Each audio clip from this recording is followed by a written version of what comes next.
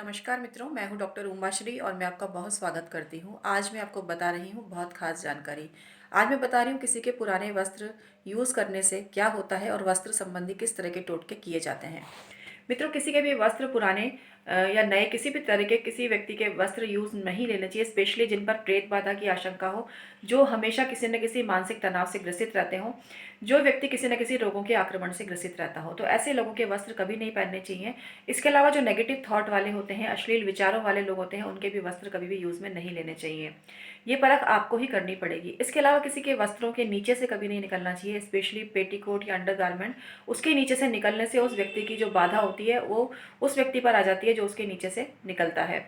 इसके अलावा वस्त्र जो है किसी को देते समय उसका ऑरा जरूर कट करना चाहिए। छोटा सा एक कट लगा देना चाहिए और 3 बार कट कट कट बोल देना चाहिए। वस्त्र एक बार पानी से धोकर ही किसी को देना चाहिए। दान में दे रहे हैं तो एक बार धोकर ही देना चाहिए। इसके अलावा जब भी नाप के लिए कपड़े देते हैं, जैसे ब्लाउज वगैरह, कई बार कुछ कुर्ते महिलाएं नाप के लिए दे देती हैं टेलर को, तो उसको भी वॉश करके ही आपको देना चाहिए।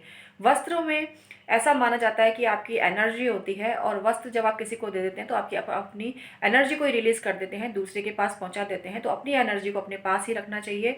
और विशेष परिस्थिति में जब आप किसी की हीलिंग कर रहे हैं तो वो अलग मैटर है, क्योंकि यहाँ पर नॉर्मल मनुष्य की मैं बात कर रही हूँ। तो अपने वस्त्र जो है सोच समझकर किसी को पहनने के लिए देने चाहिए और वस्त्र संबंधी ये बातें भी आपको ध्यान रखनी चाहिए। इसके अलावा वस्त्र में एक चीज़ का ध्यान रखें कि जब आप वस्त्र परचेज करने जा रहे हैं तो उसमें बार्गेनिंग करके बहुत ज़्यादा पैसे कम ना करवाएं।